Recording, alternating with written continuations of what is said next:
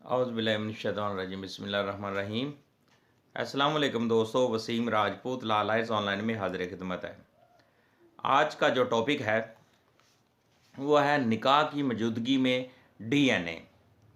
दोस्तों के आया कि निकाह की सूरत में अगर कोई मियाँ बीवी का आपस में डिस्प्यूट बढ़ जाता है और बीवी बच्चों के खर्चे के लिए अदालत पहुंच जाती है, तो मोस्टली ये होता है कि हस्बैंड ये कहते हैं कि जी ये मेरा बच्चा ही नहीं है तो इसका डीएनए करवा लो, ये वो इस तरह के हिले बहाने शुरू हो जाते हैं।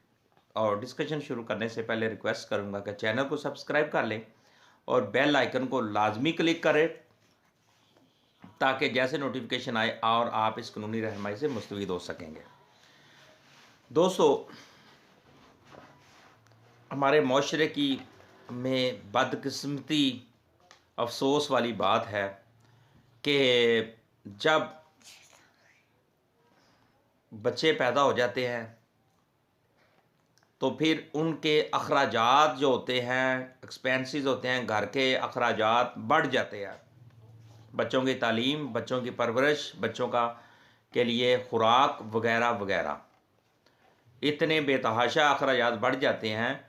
वो फिर बाद में घरों के अंदर ऐसे ऐसे डिस्प्यूट पड़ जाते हैं कि ऐसी स्टेज ऐसी होती है कि मियाँ बीवी की आपस में झगड़ा हो जाता है और अलहदगी इख्तियार कर जाता है ये झगड़ा, और सूरत ये होती है कि तलाक की सूरत इख्तियार कर जाते हैं ये झगड़े।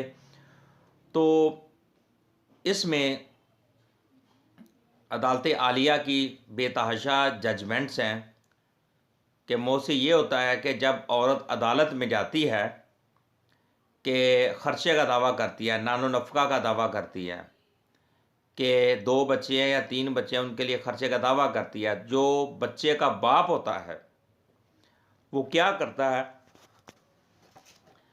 बच्चे का बाप अदालत में ये कहता है, ये जवाब देता है कि ये बच्चा मेरा है ही नहीं, आप इसका डीएनए करवा लें।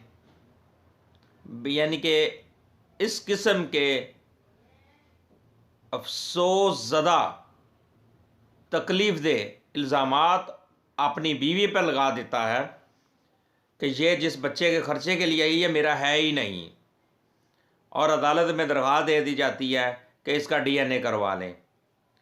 अफसोस और दुख की बात यह है, अगर उनकी लड़ाई नहीं थी, झगड़ा नहीं था, डिस्प्यूट नहीं था, उस वक्त वो बीवी बहुत अच्छी थी, वो बच्चे भी उसी के थे और उनको वो पाल पोस भी रहा था, सारा कुछ हो रहा था, घर चल रहा था।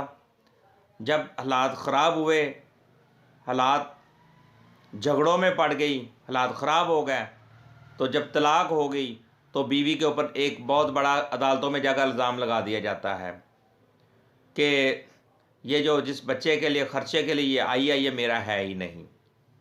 इसमें अदालत आलिया की जजमेंट है PLD 2017 Lahore high court 892 page है उसका। इसमें लाहौर हाई कोर्ट ने यह कहा है कि अगर निकाह की मौजूदगी के दौरान बच्चे पैदा होते हैं तो बाप इनके नानो नफ़का का ज़िम्मेदार है। बाप इनकी वल्दियत से इनकार नहीं कर सकता और ना ही डीएनए टेस्ट कराना होगा। यानी कि अगर एक लड़की लड़के की शादी होती है, निकाह हो रहा है, और निकाह के बाद 6 माह के अंदर भी अगर कोई बच्चा पैदा हो जाता है तो वो उसी बाप का ही तस्वर होगा। इस जजमेंट में ये है कि अगर निकाह की मौजूदगी में अगर एक लड़की लड़का मियाँ बीवी की का निकाह है तो उस निकाह की मौजूदगी में अगर कोई भी औलाद पैदा होती है वो उसी मर्द की होगी। यानी कि ए ने बी के साथ शादी की और ए और बी का निकाह हुआ और उस दौरान 6 महीने, 7 महीने, 8 महीने, 10 महीने में, 1 साल, 2 साल में जो भी बच्चा पैदा होगा वो ए बी का होगा। ये अब ए मर्द है, बी औरत है। अब ए ये नहीं कहेगा कि ये बच्चा, जब देखा उनका डिस्प्यूट हो गया और अदालत में भी चली गई, वहाँ पे कह दिया ये मेरे बच्चों का खर्चे का दावा करें, और ए क्या कहता है कि ये बच्चा मेरा नहीं है, ये सी का है। ये तीसरे बंदे पे एक तोहमत नहीं लगा दी जाती है, अपनी बीवी के ऊपर तोहमत लगा दी जाती है। इंतहाई अफसोस दे, ये तकलीफ दे ये बात है।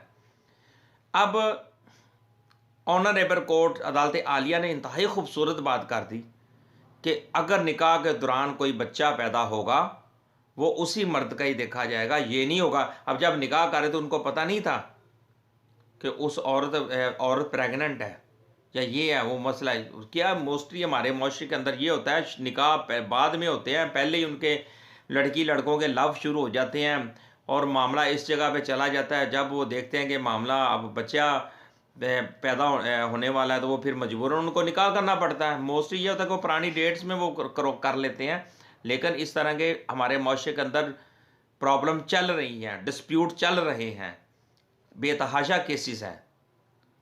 एक दो मैंने भी केस इस तरह के हैंडल किए हुए हैं। तो दोस्तों बात यह है कि ये इस जजमेंट से क्लियर हो गया कि अगर कोई मर्द अदालत के अंदर ये कहेगा कि ये बच्चा मेरा नहीं है, जनाब इसका डीएनए चेक करवा ले, मेरा तो इसके साथ रिलेशन नहीं था, मैं लेकिन रिलेशन चलो मांगना कि नहीं था, आप 6 महीने उसके करीब नहीं गए, आप 2 महीने 2 साल नहीं, आप मियाँ बीवी का डिस्प्यूट रहे, आप अलग रहे हैं, लेकिन बच्चा पैदा हो गया, वो उसी मर्द का ही गिना जाएगा। उसमें अदालत डीएनए का आर्डर नहीं दे सकती और ना ही अदालत डीएनए टेस्ट करवाने का आर्डर करेगी।